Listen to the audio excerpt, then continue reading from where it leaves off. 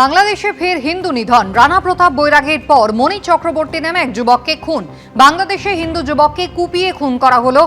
এই নিয়ে গত 18 দিনে 6 জন হিন্দু খুন হলেন।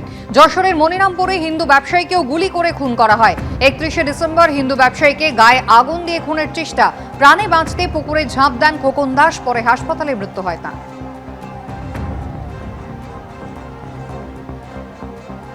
পুরনিয়োগ দুর্নীতি মামলায় এবিএস ইনফোজোন, সেই অয়নশীলের যে কোম্পানি, তার নাম সামনে এসেছিল এবং তারপরে সিবিআই তদন্তে একের পর এক চাঞ্চল্যকর তথ্য সামনে আসে।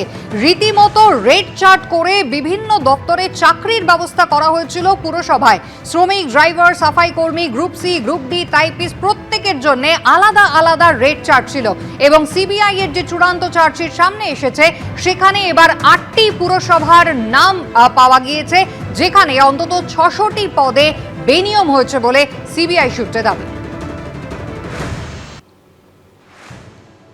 এর সঙ্গে বিজেপি আসার কি সম্পর্ক?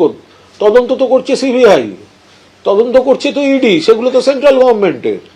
তো এর সঙ্গে বিজেপি করার কি সম্পর্ক? এটা তো তাদেরই হাতে আছে এজেন্সি। যদি কোনো তথ্য প্রমাণ থাকে তারা ব্যবস্থা নেবে। এর সঙ্গে রাজ্যে বিজেপি আসার কি সম্পর্ক? এর সঙ্গে রাজ্যে বিজেপি আসার কোনো সম্পর্ক নেই।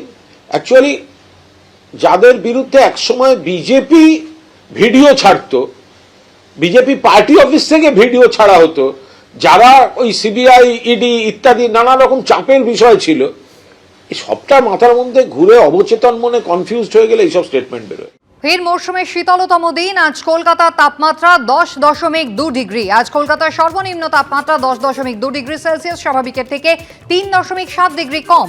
সর্বোচ্চ তাপমাত্রা 18.4 ডিগ্রি সেলসিয়াস, স্বাভাবিকের থেকে 6.7 ডিগ্রি কম। বেলা বাড়লে কুয়াশা কাটবে, মেঘমুক্ত থাকবে আকাশ। কলকাতা সহ রাজ্য জুড়ে কনকনে ঠান্ডা।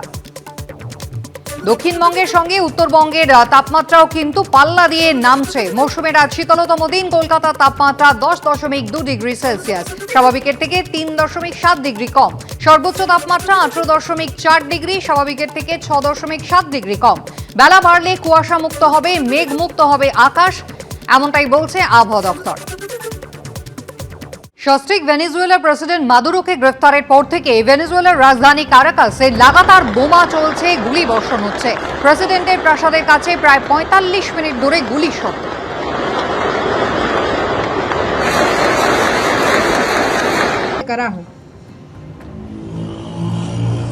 ক্যারাকাসে ড্রোন হামলার খবরও পাওয়া গিয়েছে। প্রেসিডেন্টের প্রাসাদের উপর অজ্ঞাত পরিচয়ের ড্রোন উঠতে দেখা যায়।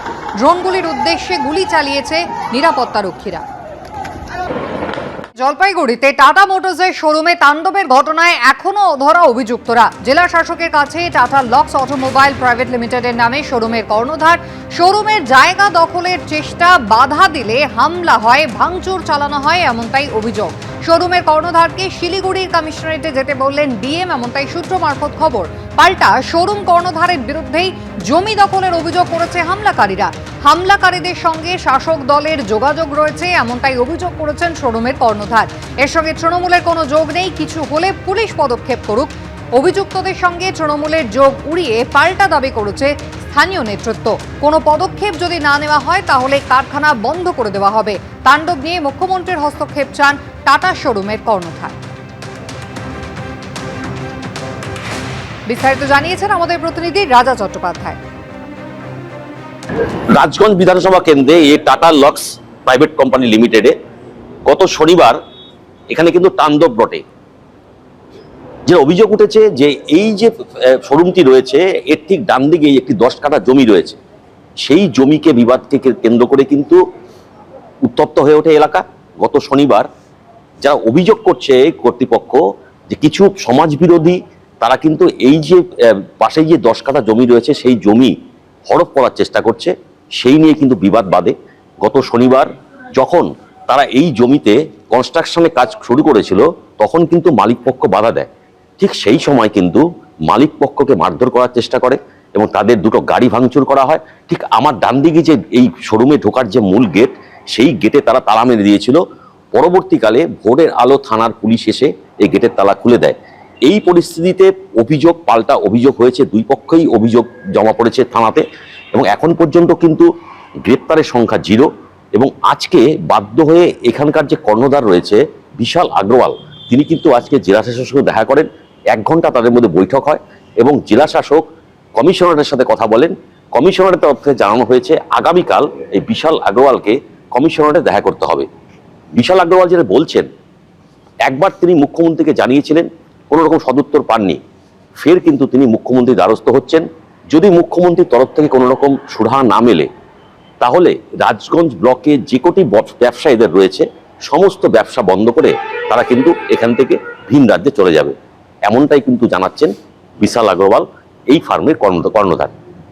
ক্যামেরায় রাজদীপ মন্ডল, চট্টোপাধ্যায়, এবিপি আনন্দ, জলপাইগুড়ি। এবিপি আনন্দ, এগিয়ে থাকে, এগিয়ে রাখে।